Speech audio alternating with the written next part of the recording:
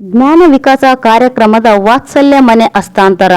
ಶ್ರೀ ಕ್ಷೇತ್ರ ಧರ್ಮಸ್ಥಳ ಗ್ರಾಮಾಭಿವೃದ್ಧಿ ಯೋಜನೆ ಸಂಸ್ಥೆಯು ಬಡ ಕೂಲಿ ಕಾರ್ಮಿಕರನ್ನು ಮತ್ತು ನಿರ್ಗತಿಕರನ್ನು ಗುರುತಿಸಿ ಇವರ ಜ್ಞಾನ ವಿಕಾಸ ಕಾರ್ಯಕ್ರಮದ ವಾತ್ಸಲ್ಯ ಯೋಜನೆಯ ಮೂಲಕ ಪಟ್ಟಣದ ನೀಲಮ್ಮ ಕಾಲೋನಿಯ 1ನೇ ವಾರ್ಡ್ನ ನಿವಾಸಿ ಜಹಿರಾಬಿ ಅವರಿಗೆ ವಾತ್ಸಲ್ಯ ಮನೆ ಹಸ್ತಾಂತರ ಮಾಡಿರುವ ಕಾರ್ಯ ಶ್ಲಾಘನೀಯ ಎಂದು ವೃತ್ತ ನಿರೀಕ್ಷಕ ಶಶಿಕಾಂತ್ ಎಂ ಹೇಳಿದರು.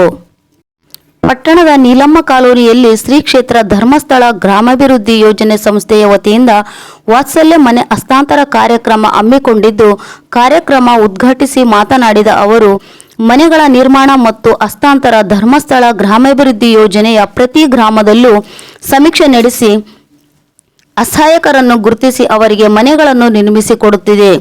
ಮನೆಯನ್ನು ನಿರ್ಮಿಸಿ ಹಸ್ತಾಂತರಿಸಲಾಗಿದೆ. ಧರ್ಮಸ್ಥಳ ಗ್ರಾಮಾಭಿವೃದ್ಧಿ ಯೋಜನೆಯು ಬಡವರಿಗೆ ಮತ್ತು ಅಸಹಾಯಕರಿಗೆ ಸಹಾಯ ಮಾಡುವ ಅನೇಕ ಕಾರ್ಯಕ್ರಮಗಳನ್ನು ಹೊಂದಿದೆ. ಧರ್ಮಸ್ಥಳ ಸಂಸ್ಥೆಯು ಲಾಭವು ಅರ್ಹ ಫಲಾನುಭವಿಗಳಿಗೆ ದಕ್ಕಲಿ ಎಂದು ಅವರು ಹೇಳಿದರು.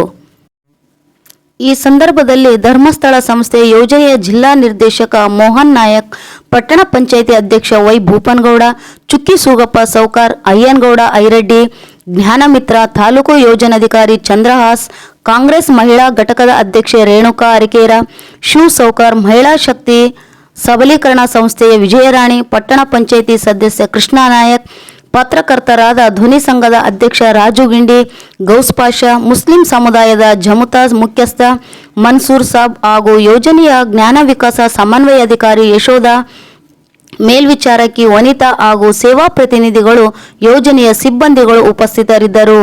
ಪ್ರಜಾ ನ್ಯೂಸ್ ಜೊತೆ ಇದಾಯತ್ ದೊಡ್ಮನೆ ಸಿರುವಾರ್. ಧನ್ಯವಾದಗಳು.